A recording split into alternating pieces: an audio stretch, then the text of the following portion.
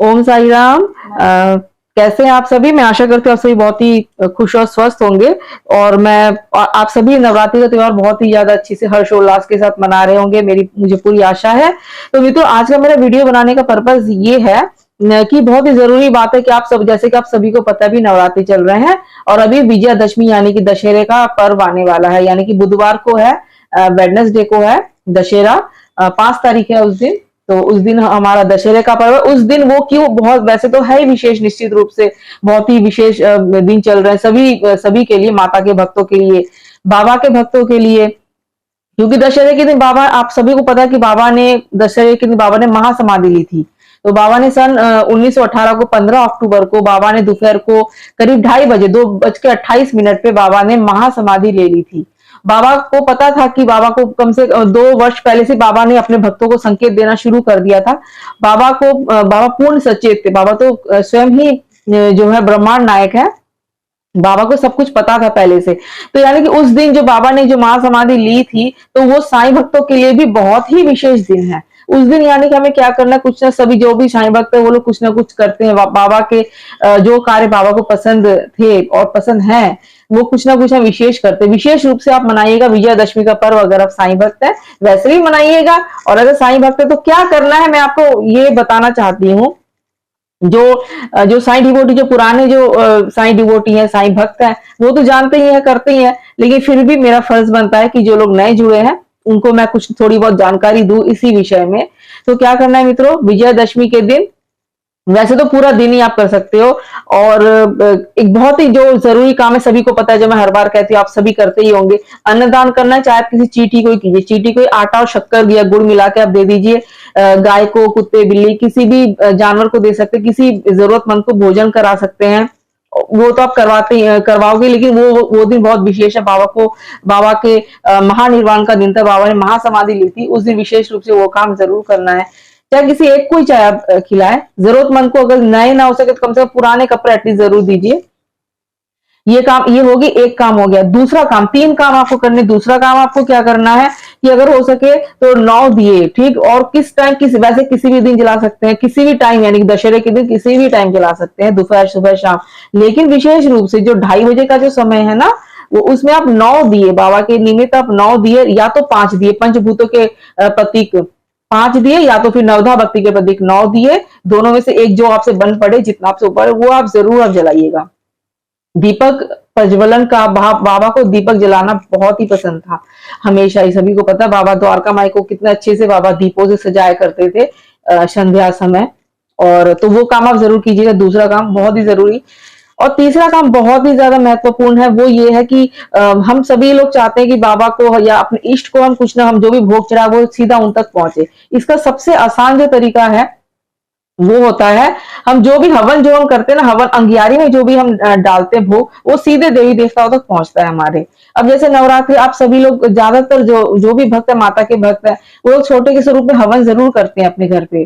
कंडे जला के कोई करते हैं, कोई लोग जहाँ जो ज्यादा उपलब्ध होता है, गाय के कंडे उपले जो होते हैं, या तो फिर नारियल के छिलके से, जो नारियल के छिलके से भी हो जाता है, तो वो जला के आप निश्चित थोड़ा सा हवन एक छोटा सा रूप में जरूर, क्योंकि धूपाग्नि होती है, उसमें हम जो भी हम समर्पित करते हैं वो सीधे हमारे देवताओं को तक पहुंचता है।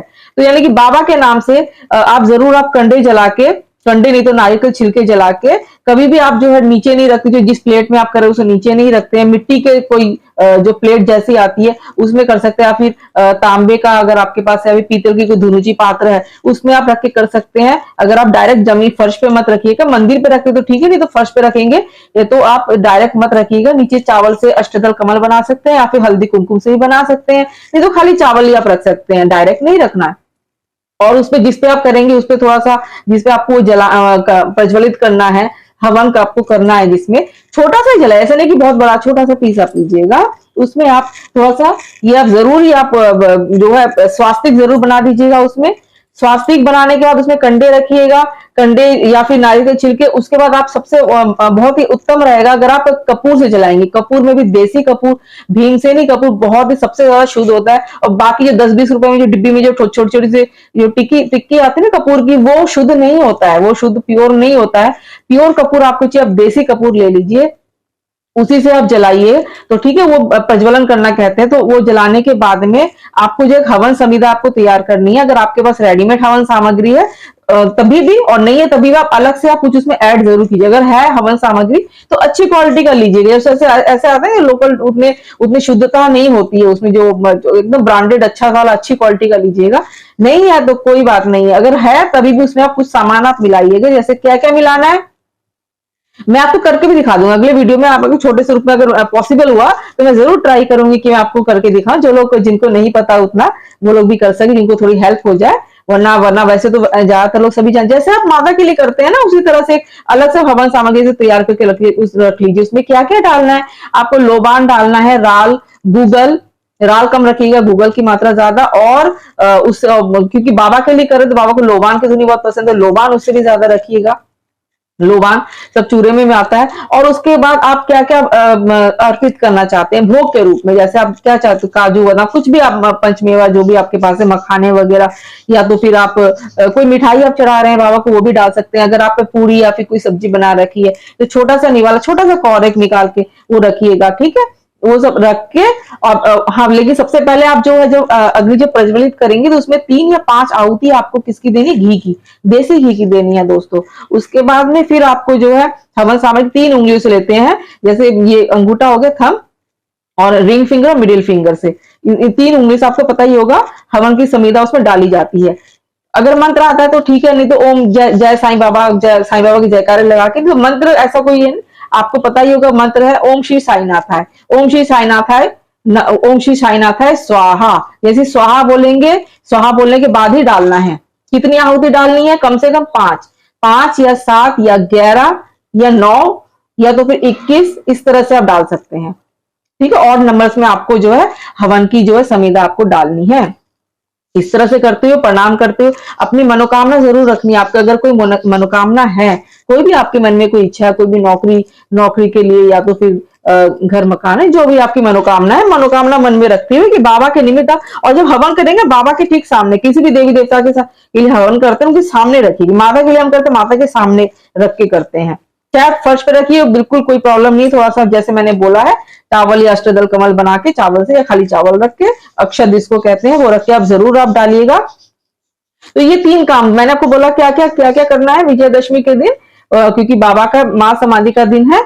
और उसी टाइम पे अगर आप करेंगे ना दोपहर के समय, जैसे 2:30 बजे, तो उससे पहले से सब तैयारी करके रख लीजिए, जिससे कि उसी टाइम पे, जो उस टाइम आपका नहीं निकलना, उसी टाइम पे आप जो है, आपका जो है दिया भी जलना चाहिए। और आपका जो हवन अगर आप करें तो बहुत ही उत्तम रहेगा। जो सीधे बाबा, क्योंकि अंगियारी में जो भी वस्तु हम डालते हैं ना, हवन का इतना महत्व इसलिए है, जो भी वस्तु हम डालते हैं, जो भी हम खाद्य पदार्थ डालते हैं, जो भी हवन सामग्री, वो सीधे हमारे देवी देवताओं तक पहुंच जाता है, ठीक है मित्रों। तो बस मुझे आपको एक जानकारी देनी थी छोटी सी। आप बहुत ही विशेष दिन है, आप बाबा के निमित्त आप जरूर कुछ ना कुछ आप जरूर कीजिएगा। तो मुझे पूरी उम्मीद है, तो आप सबको, आप सबके ऊपर माता रानी की कृपा, साईं बाबा की कृपा हमेशा बनी रहे। तो अगर कोई भी आपके मन में कोई भी डाउट हो, क्वेश्चन आप जरूर पूछेगा। तो अब तक के लिए इतना ही, मिलते हैं अपने अगले वीडियो में। तब तक के लिए ओम साई राम, जय साई राम।